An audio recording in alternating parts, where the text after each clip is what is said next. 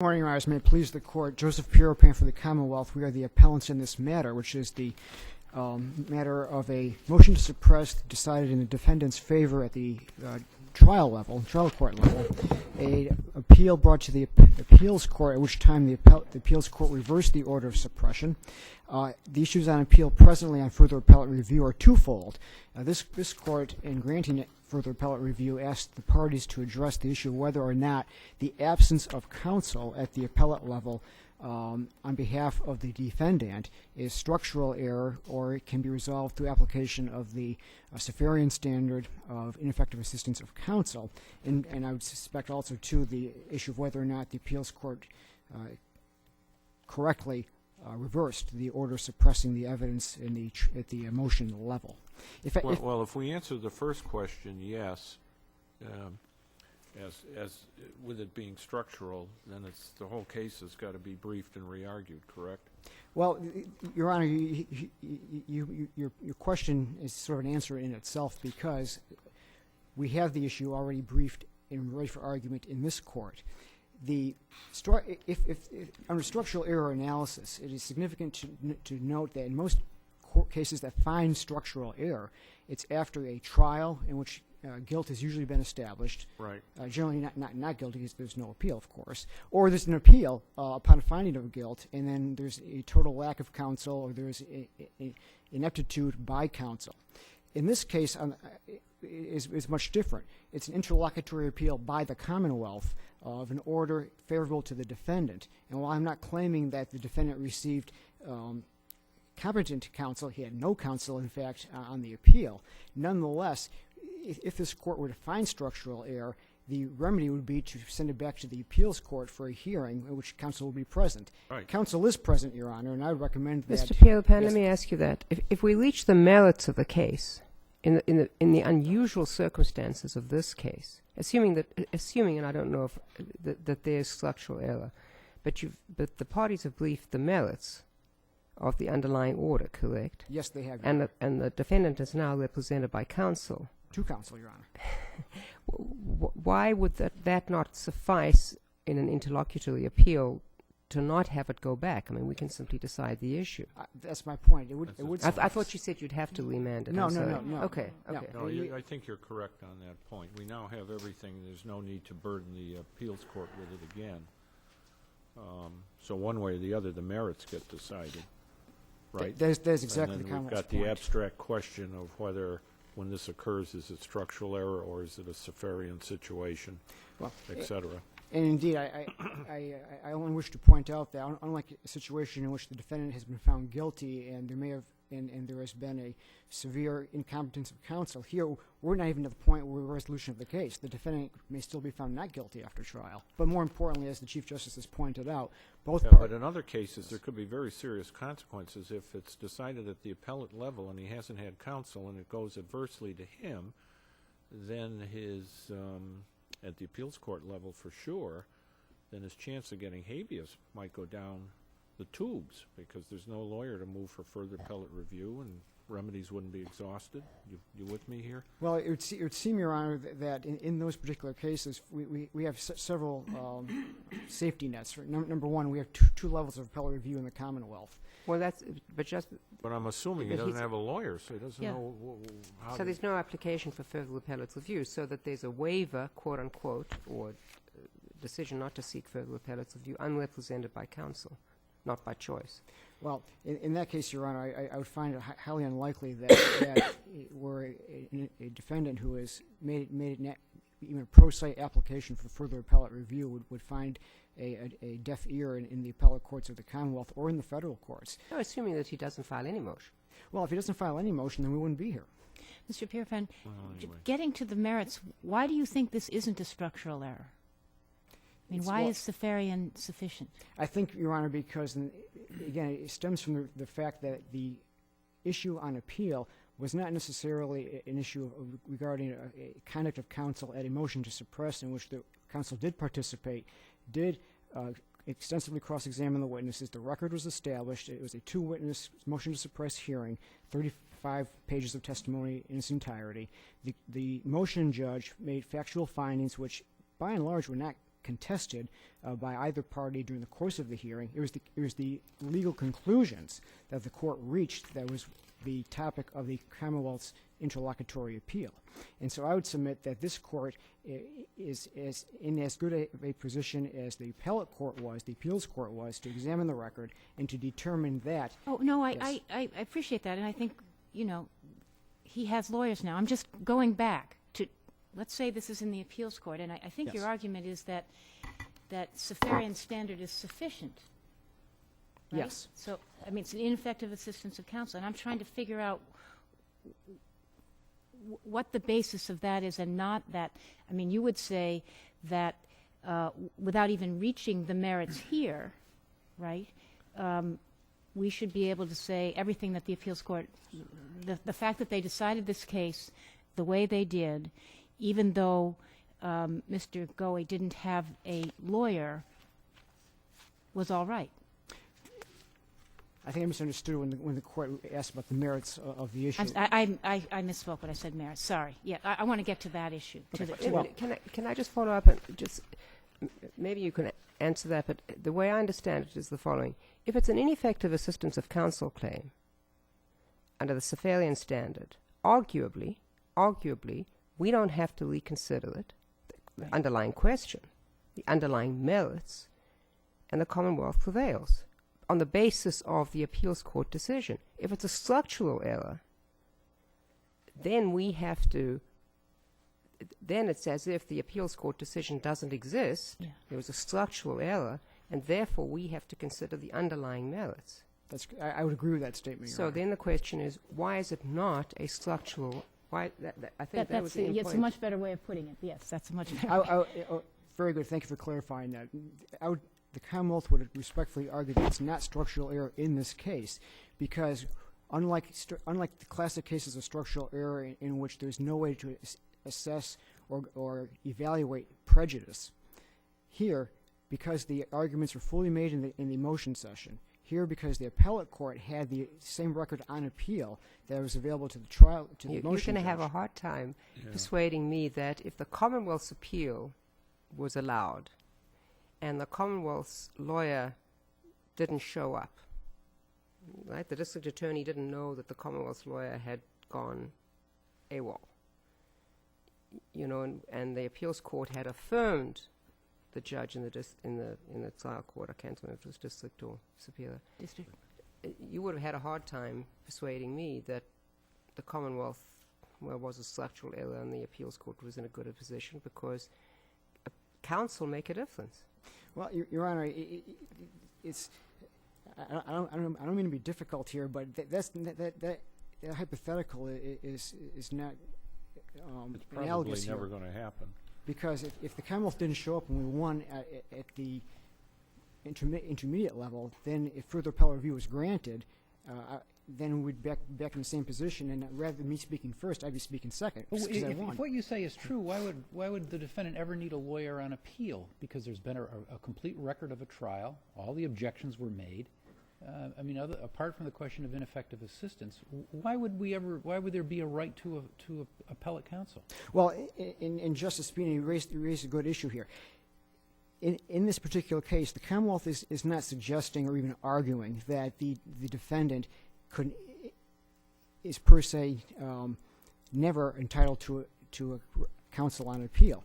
But in this particular case, where the issue is narrowly drawn about the findings of fact of a motion hearing, at which point in time there's no doubt of what the facts were found, it's strictly an interpretation of the law as applied, as opposed to a trial situation in which if it were the defendant's appeal, and there were possible questions regarding the competency of counsel at trial or thereafter, and a multitude of other factors. You're right in in that what case. Well, go ahead. I would simply say, in that case, it is absolutely essential for either trial counsel or, as often found when appellate counsel raises ineffective assistance of trial counsel, that appellate counsel is necessary. But you're right on what you say in distinguishing it. And Mr. Goewey's going to get his day in court, because we all agree now everything is briefed and so forth. But it seems to me, and see if you agree with this, you've got to analyze this on two levels. The first level is, what do we do with those cases when an appeal is heard and the defendant's lawyer does not file a brief or appear for argument. Is that structural error that would entitle that defendant, when he gets a lawyer who then moves to have the appeal reheard, or he moves himself to have it reheard, is it automatic that he gets that right? It seems to me that it is, because he's forfeiting his right to federal habeas review, probably in a practical sense, if the appeal is not, FAR, if it's an appeals court case, is not pursued. So we got to answer that question, and then we got to get down to Mr. Goewey's question, which is, we don't need to get that far here because everything is briefed, argued, we have the findings, and so forth. Well, Your Honor, And with regard to Mr. Goewey, it was critical because he won in the trial court. The stuff was suppressed. He was going to be let out, and then he lost in the appeals court. and it was the Commonwealth's burden to reverse the But- motion. But if he didn't have a lawyer representing him at the appeal, and then the case went back down, the Commonwealth gets its evidence at trial, he's convicted, the issue of suppression doesn't come back again to him. It's because it's already been decided in an interlocutory review. Well, on the contrary, I think while the court is correct, the issue of suppression would not be heard. I think the issue of ineffective assistance of counsel would certainly be live and ripe. Mr. Philpan, let me ask you this. The basis of your argument seems to be that if there's no prejudice, in other words, if you can look at it, I mean, that's, I don't want to put words in your mouth, but, the record is all here, and so there's really no prejudice. Therefore, that's an assumption that the Cephallian test is applying, as opposed to looking at head-on and saying, is this a structural problem? Because I think the law is pretty clear. If there's a structural problem, that's prejudicial per se. Well, prejudice doesn't come into it because there's a critical stage here where the defendant didn't have something he was constitutionally entitled to have. Could we deal with it this way? I think the way Justice Graney put it, and you've agreed, and everyone's agreed, that in this particular case, the structural error is just an abstract question in this case, because now it's briefed and everybody's going to argue and we're going to decide it. But in the future, could we deal with it simply by passing a rule that no criminal case is to be argued in the appeals court unless counsel is represented?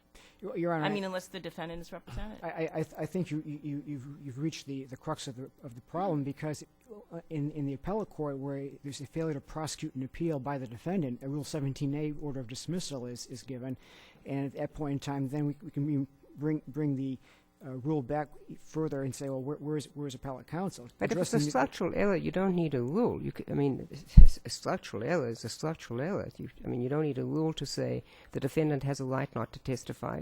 If it's a structural error, and nothing that you've told me suggests that this isn't a structural error, it can be fixed in this case.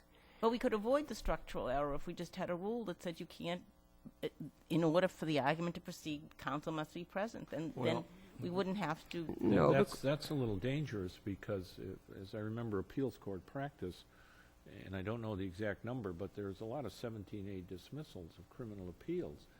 So then you would have to inquire of each and every defendant and or his initial lawyer after the notice of appeal was filed, whether the appeal was not pursued because the defendant didn't want to pursue it. You with me? Yes, I am, Your Honor. Or whether it was, in effect, a default by the lawyer. And you just can't put the label of structural error on every 17A dismissal And I think by that, rule. and to follow up on Justice Green's comment, that would make the single justice practice flourish in the Commonwealth, because most of those issues are addressed by the single justice. In fact, in the case of Kegler, cited by the Commonwealth, and a case argued by myself, we had several extensions for filing the brief. Granted, the brief was actually filed, but we argued that case, and appellate counsel was actually the victim of the dismissal, appeared after the single justice reinstated the appeal, and the appeals court was unforgiving with counsel for their lax attitude. I just want to make clear that I'm going to the point, the second point in your brief, that we can find or conclude that there was no structural error in this case because it can weigh the prejudice to the defendant. I don't think we can do that. I think we have to decide whether there's structural error. If there's not structural error, it may well be that the Commonwealth prevails. If there is structural error, we don't look at prejudice. I agree with that, Your Honor. Okay. So that's why I'm arguing it's not structural error. And I say that with a straight face. No, but it's not that we can find there's no structural error in this case because it can wait. I mean, I'm just quoting your brief. Yes. You can't do it that way. Well, no, I agree with the court's interpretation, but I also agree with the, I think it's Justice Graney's mentioned that the parties are here, the matter is briefed. Rather than remand this to the appellate court for further argument, it can be resolved in this sitting. And I see my time is up. Unless the court has further questions, I'll rest upon my brief. Thank you, Mr. Peel. Thank you very much for your time, Your Honors. Ms. Contantes? Please the court, Adriana Condratesi for the defendant appellee Thomas Goewey, and with me is the distinguished Mr. Curhan. The defendant contends Would that you agree that the structural error issue is an abstract one in this case? I think the word we used in our brief was academic. Okay. Better word. Thanks. Academic. And moot probably, except for the fact that this scenario could likely occur again sometime in the future. Well, it has to be addressed in some sense. Of course, it was structural error, the actual adjudication in the appeals court, where the defendant had a right to counsel that hadn't been waived in the Alvarez case. That was an issue, whether or not the defendant had voluntarily and knowingly waived his appellate rights. But in this case, we don't have that. So, in fact, it was structural error. And having briefed the merits fully for the court, How do we know? How do we know he hasn't waived it?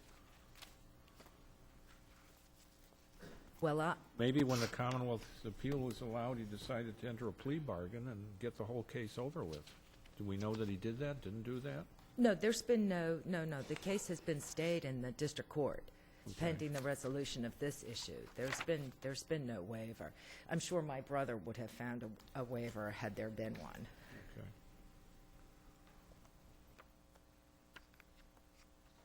So the exit order looks perfectly proper to me. Does it to you? No, the exit order was absolutely improper to me, of course. This is, It's reaching down. If the police officer's concerned, he may have a weapon, right? well, I think that the motion judge found that at the time that he made the movement, which the officer described as furtive, when he returned to the car and saw the defendant smoking the cigarette, that would have dispelled any...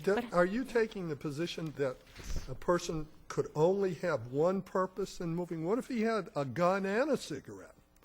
And so he lit the cigarette and he held on to the gun. Wouldn't that officer still be at risk in Sure. harm's way? Sure, of course. But I think that the motion judge made the point that up to that point, he didn't buy that the officer had that reasonable suspicion based on specific facts, Well, that what there about was a the fact reasonable that objective. what about the fact that first the defendant produced an expired license when asked for identification, and then further when asked why his license was, why he used an expired license, he gave what would clearly seem to be a suspicious answer. Well, I don't drive anymore.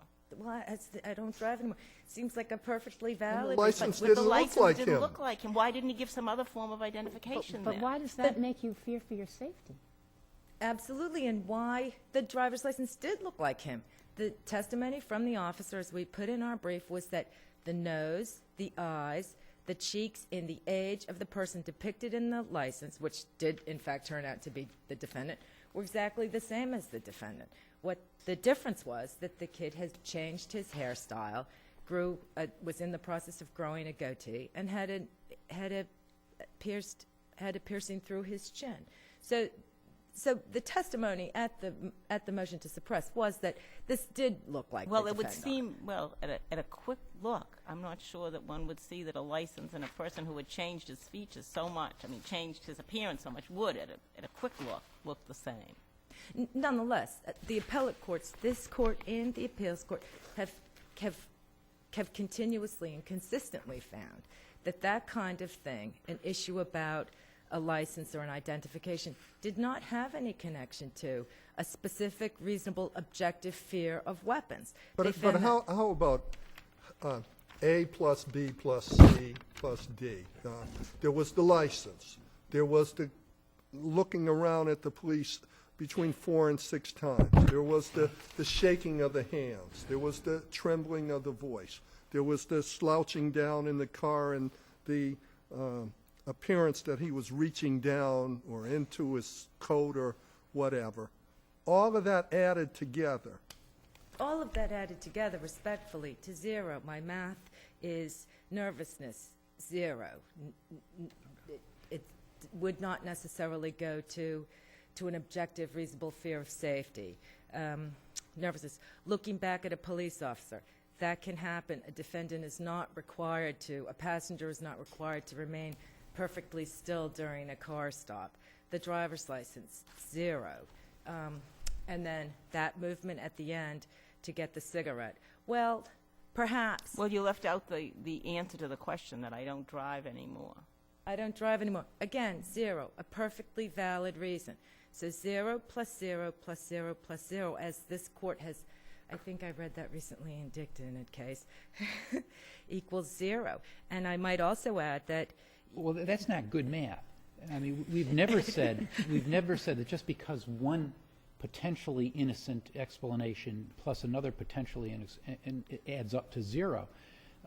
You still have to look at what the police officer was viewing in the totality of the circumstances and whether a reasonable police officer in those circumstances would have been apprehensive of his safety.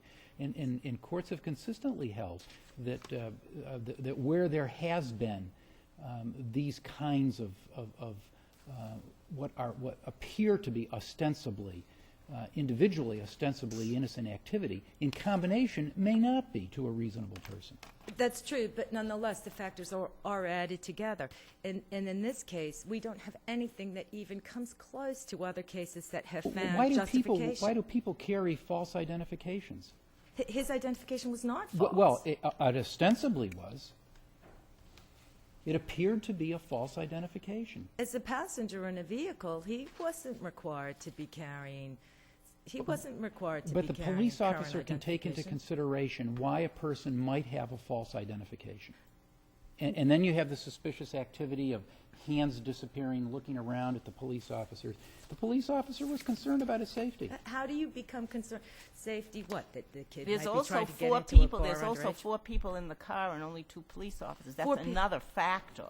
Nonetheless, we have no swiftly developing scenario like we had in Hooker. We had no stepping up of the activity that would increase the level of justification like we did in he Prevost. We had no crime otherwise. Everybody was sitting still in the car like Bostock, Hugan, Washington, and Patty. Nothing otherwise suspicious. 5:30 in the afternoon, maybe 5 o'clock in a February, just getting dark, so it wasn't completely dark. There wasn't a crowd around the car like there was in Torres. There was no call for backup and no waiting in the squad car, near the squad car, until the other backup arrived like there was in Robles. There were just no plus factors, as in Summerlin. There was no arrest with the belief that some passenger may have been carrying a gun like Wing Ning. And even in the Alvarez case, these switched around numbers on the driver's licenses where the passenger and the driver had similar numbers on their licenses that might have indicated that the identity was false. Well, this was before the seatbelt law, but in Alvarez, that was just found not to be enough, even to question this passenger more. Again, in the Torres case, these fellows, it did not matter that these guys came from Medellin. These were considered to be historical facts that really didn't have any connection to danger. And in fact, once the police officer felt under the passenger Hidalgo's arm and felt a hard object, when the passenger took it out and showed that it was a pager, again, we see this idea that, well, any suspicion that this police officer had was dispelled when he saw that this hard object wasn't a weapon. In fact, it was a pager. So this isn't the first time we see this idea of whatever suspicion you might have could be dispelled. So there was just really not enough justification to justify this exit order of a passenger. If anything, this probably had Well, this was an exit order of a passenger who did not have, was not wearing a seatbelt. And he was, the police officer asked for identification in order to issue a citation to him. Yes. Which apparently the officer had a perfect right to do. It's not just a passenger in the car.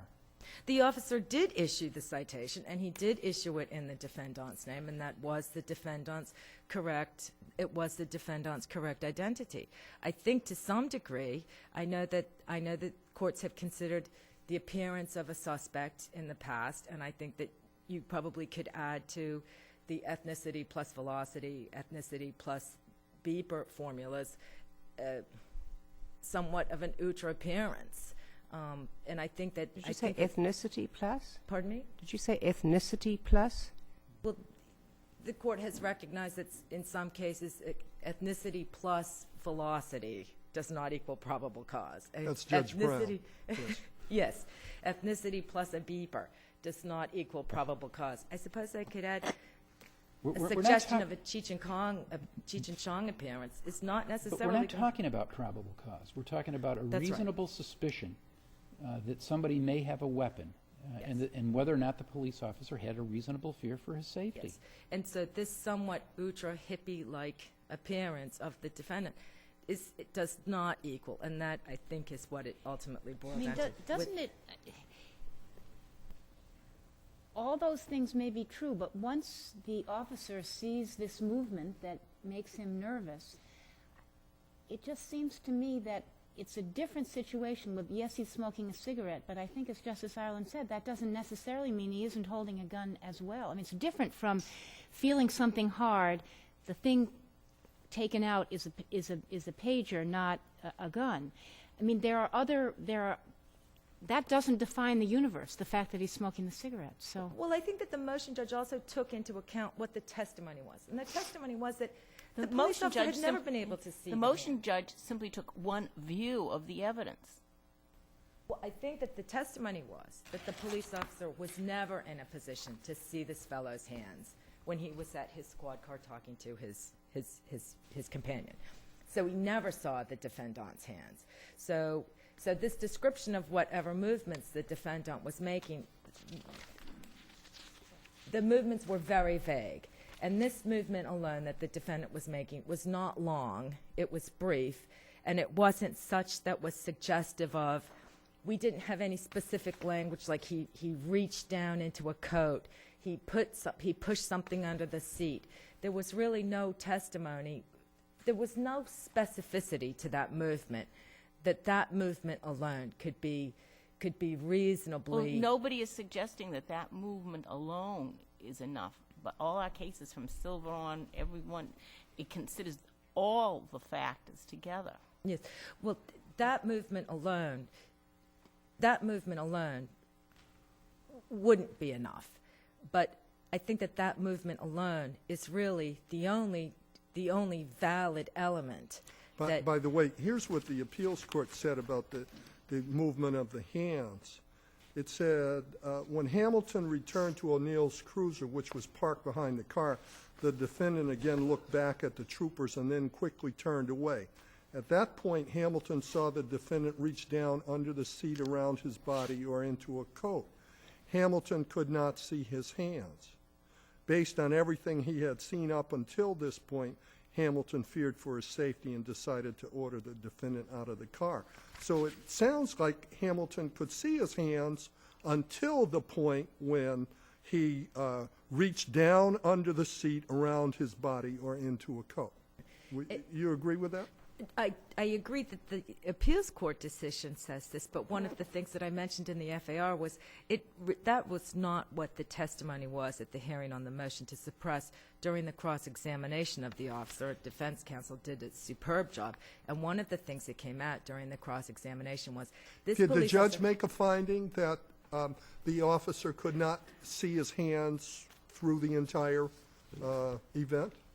I've read this finding so many times, and now I have to look at it again. I think he did make a finding that he never had seen his hands.